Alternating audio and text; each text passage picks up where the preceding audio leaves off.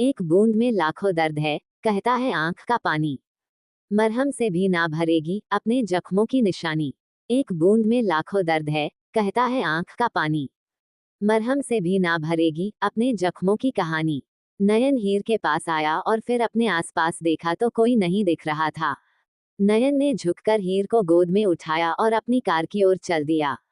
हीर ने नींद में ही नयन का शर्त पकड़ ली। हाँ, शर्तें रखी थी खुशियों ने जिनको था दर्द में बदलना। लफ्जों ने छोड़ रखा था होठों को पर ठहरना। मेरी आंखें खुले जब भी इन्हें तेरे ही आहत है। जो दम बाकी है वो निकले तेरी चाहत की चौखट पे। ये इश्क नहीं आसान, एक आग का दरिया है। तुझे मिलके ही जाना है जीने का तू जरिया है। नयन ने कार का डोर खोला और हीर को बैक सिर पर अच्छे से लेटाया और एस बड़ी ई को ऑन किया और हीर के पास बैठ गया।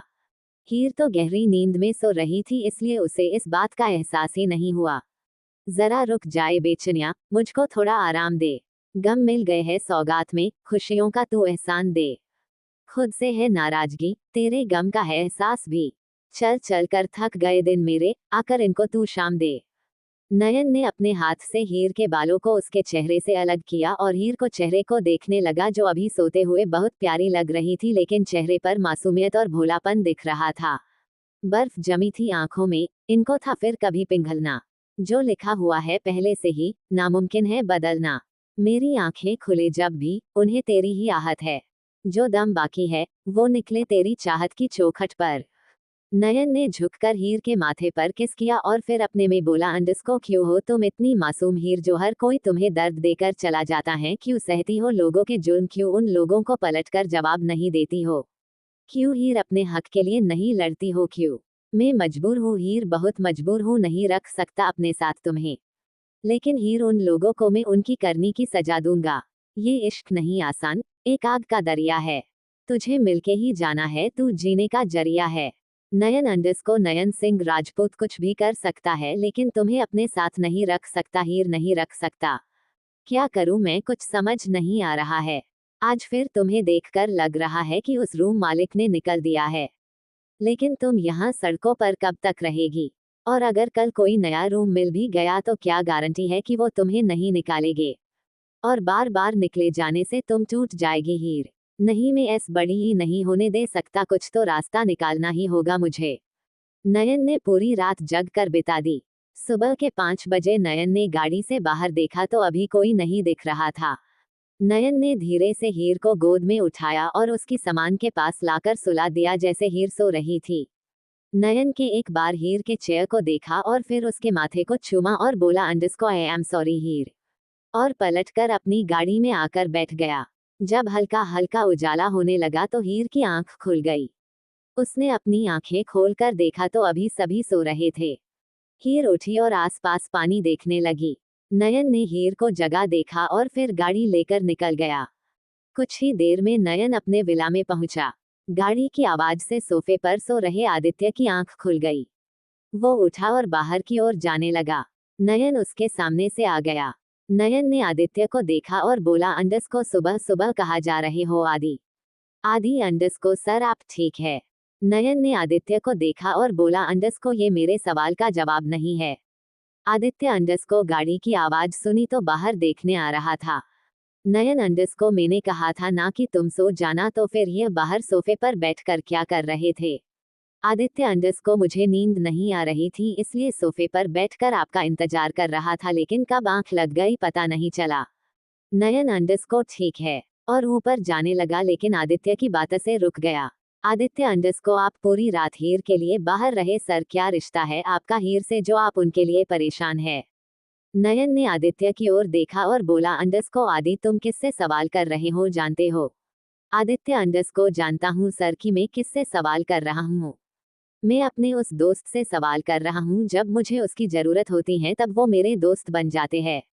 आज मुझे मेरे सर नहीं बल्कि एक दोस्त दिख रहा है जिसे अभी मेरी जरूरत है, परेशान है वो। नयन अंडस्को आदि क्या बोलना चाहते हो? साफ साफ बोलो। आदित्य अंडस्को जब से आपने हीर मैम के बारे में जाना है आप परेशान दिख रहे हैं। मैंने आपको काम के प्रति लगन देखी है जो मुझे 2 दिनों से नहीं दिख रही है। आपका ध्यान काम में नहीं लग रहा है क्यों सर? क्या आप हीरमे को पहले से जानते हैं और जानते हैं तो आज उन्हें किसी की जरूरत है तो आप उनकी मदद क्यों नहीं कर रहे हैं? नयन सीढ़ियों की ओर बढ़ा और बोला, अंडस को मेरे रूम में आओ आदि। आदित्य और नयन रूम में आए।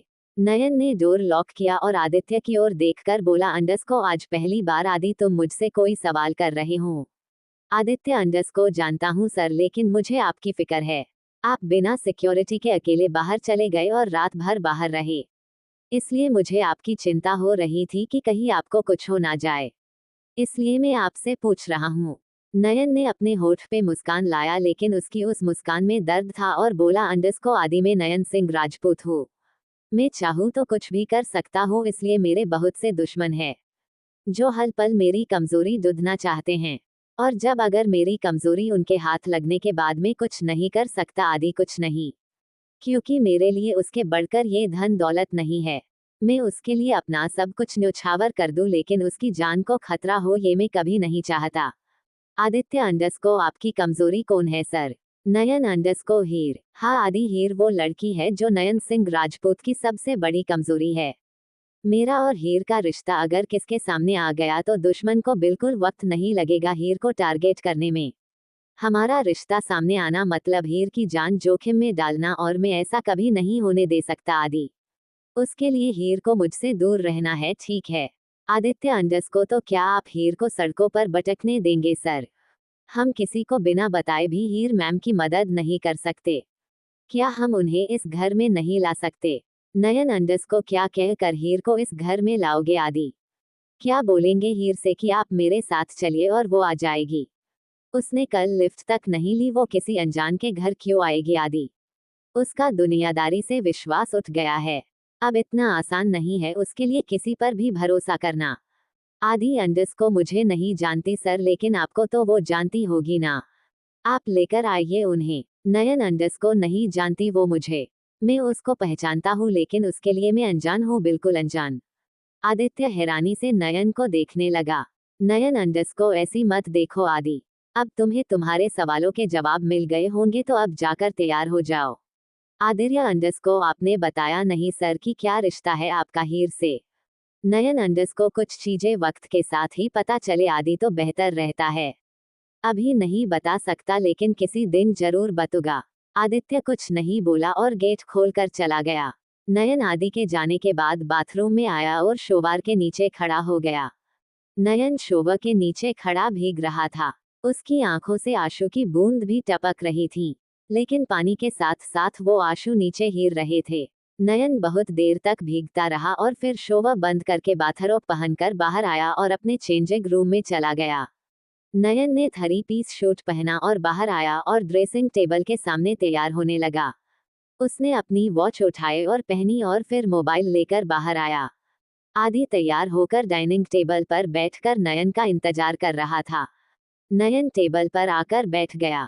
बटलर ने दोनों को नाश्ता सर्व किया और वही खड़ा हो गया। नयन ने निवाला लिया और मुंह में रखने वाला था कि उसे कुछ याद आया और उसके हाथ रुक गए। आदित्य ने नयन की ओर देखा, लेकिन कुछ बोलने की हिम्मत नहीं हुई। नयन ने निवाला प्लेट में रखा और बोला, अंडस को आदि तुम नाश्ता करके आओ, मैं गाड़ी में वेट कर रहा हूँ। आदित्य, अंडस को लेकिन सर आप क्यों रुक गए? नयन, अंडस को जितना कहा है वो करो, और उठकर 2 कदम चला और फिर पलटकर बोला, अंडस को बिना नाश्ता किए अगर टेबल से उठे आदि तो यही छोड़कर चला जाऊंगा। आदित्य उठने को ही हुआ था कि नयन की आवाज सुनकर नाश्ता करने लगा। नयन सामान देखा और बाहर आकर गाड़ी में बैठ गया। आदित्य नाश्ता करते हुए, अंडस को ये सर को समझना बहुत मुश्किल है, लेकिन सर ने नाश्ता क्यों नहीं किया? आदित्य ने नाश्ता किया और पानी पीकर बाहर आया और गाड़ी में बैठ गया। उसके बैठते ही ड्राइवर ने गाड़ी आगे बढ़ाई। 40 मिनट में वो ऑफिस पहुंचे। नयन गेट खोलकर अपने लंबे लंबे कदमों से अंदर चला गया। आदि उसके पीछे पीछे चल दिया। नयन केबिन में आया और अपनी चेयर पर बैठ गया और कंप्यूटर ऑन करके काम करने लगा। आदित्य केबिन के अंदर आया और बोला, अंडस को सर 12 बजे आपकी मीटिंग है, मिस्टर शाह ऑफिस आ रहे हैं। नयन, अंडस को ठीक है। आदित्य वहां से निकल गया। नयन फाइल उठाए और चेक करके साइन करने लगा। 12 बजे नयन कॉन्फ्रेंस रूम में आया और मिस्टर शाह के साथ मीटिंग करके डील पक्की करी और नयन फिर से अपने केबिन में आ गया। आदित्य अंदर आया और बोला, अंडस्को सर आपके लिए काफी या नाश्ता ले आऊं? नयन, अंडस्को नहीं, मुझे कुछ नहीं चाहिए आदि। आदित्य, अंडस्को लेकिन सर आपने सुबह भी नाश्ता नहीं किया। नयन फाइल के अंदर ही नजरें गड़ाए हुए बैठा रहा। आदित्य बहुत देर तक नयन का रिप्लाई नहीं आया तो केबिन से बाहर चला गया। इधर हीर अपना सामान लेकर पैदल ही रूम की तलाश में निकल गई। सुबह से ढूंढ रही थी लेकिन कहीं रूम ही नहीं मिला। एक दो जगह एडवांस पेमेंट जमा करवाने का बोला लेकिन हीर के पास तो पैसे भी नहीं थे। हीर को भूख भी लग रही थी, कल से कुछ नहीं खाया था, लेकिन कुछ लेने के लिए पैसे भी तो होने चाहिए। उसने पर्स में देखा तो 30 रुपए थे। हीर, अंडस्को नहीं हीर, अब इन 30 रुपए को तुझे बहुत ज्यादा जरूरत हो तभी खर्च करने हैं। हीर फिर चलने लगी। कुछ दूरी पर उसे पानी का प्याऊ दिखा। हीर प्याऊ के पास आई और पानी पिया। वहां एक लड़की पानी पीने आई थी। हीर ने उसे पूछा, अंडस्को एक्सक्यूज मी, टाइम क्या हुआ है? लड़की ने अपने मोबाइल में देखकर बोली, अंडस्को 4 बज रहे हैं दी।